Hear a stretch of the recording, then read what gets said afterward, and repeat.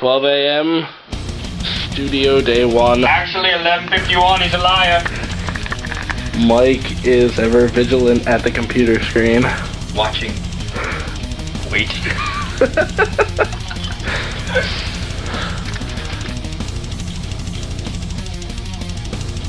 We have to wake up in a couple hours. It's gonna be such a fun time. Oh, fucking work. Yeah, so chances are there's gonna be a lot of other footage on this video of us doing stupid shit in the middle of the night because this process is going to consume our entire winter break, which is a month. Actually, no. We and you. Actually, I only have to do it for 2 weeks. You Yeah. gotta be over having a shoulder. Yeah. I'm lucky enough to be the producer, and I get to go into this, and I get to go into the studio.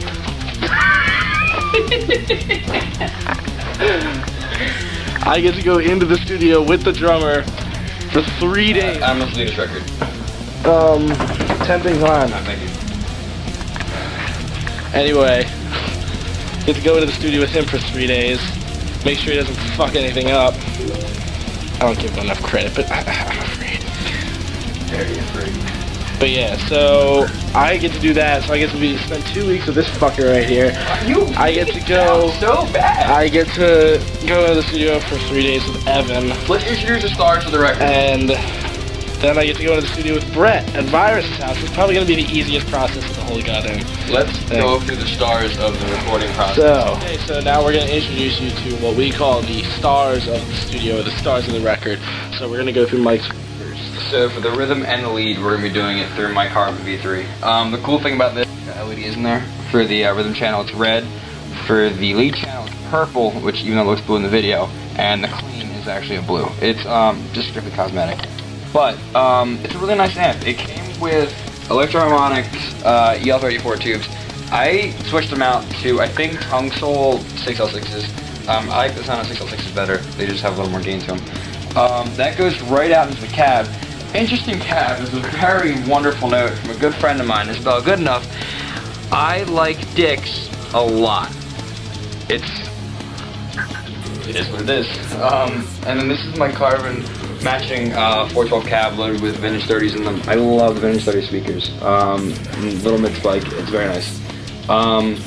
Yeah, and then for my pedal board, one thing we're going to be using off of this for the record is Digitech Miami for one solo, and my Kirkham wah pedal for a couple solos. I love Kirkham, it's wah sound, so it's just wah. And then the Bad Monkey, depending on how I feel. But that's about it. I mean, yeah. All right. So now for Chris's rig, it's a little bit different. Yeah. So I am running a Mesa Boogie Mark V. I was hoping to get my hands on a Mark IV before they discontinued them, but alas, I was too late. Couple years too late too. We're running the NS2 voice suppressor, courtesy of Mike DeMaria here. I haven't had the privilege of owning one yet, but I will. Then we're running that straight into the Mesa Boogie 412 oversized cab. Vintage 30s, just like Mike's. I also have 6L6s. And other than the noise suppressor, this is my live rig. Mike likes to incorporate a couple of other things. He's got the big pedal board over there. But I like to keep everything simple also because I'm not very good with wires. So, yeah, so that's it. And then we're just using a standard SM57 to run into the interface. Cool. So, we're talking about some of the guitars I'm using on the album. The one I'm using for all the 7 strings is my Carbon DC727. I had a special order this finish, the Lizard Burst finish. I use a mahogany body and a maple neck. The pickups swapped out. I actually have a D-Sonic by DiMarzio in the bridge and an Air Norton by DiMarzio in the neck. I'm going to make a quick shout out to my friends at woodupgrades.com. My friend Dakota works there, and he hooked me up with a brass big block, and it is incredible. It makes the guitar acoustically louder. When I play chords, you know, with a high gain tone, the notes ring out so well. I have a ebony fretboard with diamond inlays, abalone diamond inlays, and my name actually on the top because I'm a little bit of a narcissist and I love it. In the back, I actually have Spurzel locking tuners. So this technically is a triple locking guitar. I have the Spurzel locking tuners in the back, nut clamp up here, and the actual lock's done at the bottom. Also, one volume, one tone, neck, bridge, middle. Then I have coil taps because I love the coil tap clean sound. But that's actually it for the 7 strings. For my 6 string, my main 6 string is a Schecter C1 Hellraiser. The wood is actually darker than Chris's. We've agreed that it sounds different. I'm gonna say better, but really it's different. EMG 8185, original Floyd Rose, and abalone cross inlays. This is my Road Warrior. I actually use this for every single show. It's set neck, and I just love it. I really have not got a bad sound out of it. People don't like EMGs on this. It seems to complement the guitar very well. So for most of my leads, I'm going to be doing them on my 7 string because I think that the sound in the Aaron Norton is just fantastic. But I'm going to be experimenting with this. This is actually a very special guitar. This is a SVK Les Paul copy. One of the master builders at Ivan has actually left and created his own company, and when they went under, he was selling them very cheaply, and my friend's dad knew him, so I got this for about $182, which for good guitars is pretty cheap. They have custom wound pickups, and we've been putting it up against Chris's Les Pauls, and it's been holding its own. I think it's a very, very good guitar. It's set neck, it's a little bit of a carved top, it's just really well built, and I'm very excited to hear what it sounds like on the record, so I'm going to be using that for a couple of leads. And that's it for my guitar. Right, so for the guitars that I'm going to be using on the record, for some of the warmer leads and all the 7 string songs, obviously, this is my Jeff Loomis Schecter signature 7 string. I'm not usually a signature guitar guy, but this thing was just too beautiful to pass up. Kind of unconventional. It's got an ash body, which actually resonates really well with the maple neck. EMGs, original Floyd Rose, just the one volume. 3-way.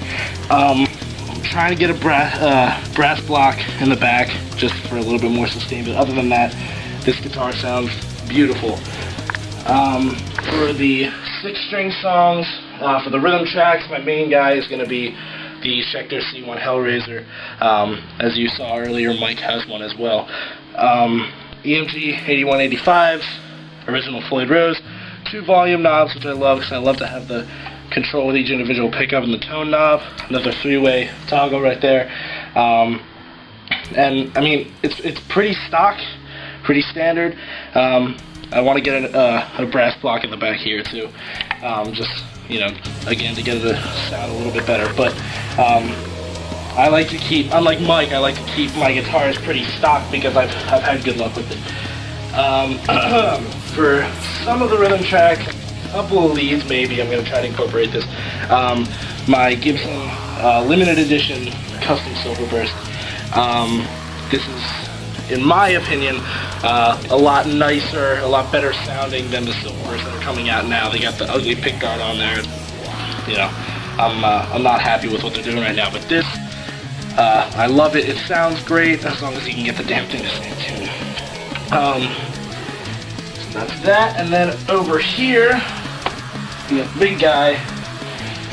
Again, not a typical guitar for what I usually do. This is the Dean Cemetery Gates model Razorback. Thing sounds great. The Dimebucker and just the standard Dean neck pickup, they have a great tone to them. Really warm mid-range, and they also provide a lot of bite. So they're really good for a lot of the I guess shreddy leads. And just like the Hellraiser, we got the 2 volume knobs, and then we got the 1 tone knob. Got the 3-way up here. With the grips. Yeah, the grips on here, which I'm pretty sure come standard on at least all the MLs. The dime bag ones. Yeah, the dime bags. Just got the plastic grips on here, so that your hands don't slide around on the plastic. I personally have never had a problem with that, but better safe than sorry, right? So, yeah, this guitar just sounds great. I might be using it on a couple of rhythm tracks as well, but mainly it's just going to be used as the lead guitar. So that's it for my guitar setup here. Alright, well, that is it from us. We will be posting some more studio updates over the course of the next month as the album makes some more progress. So keep checking back, and we'll see you soon.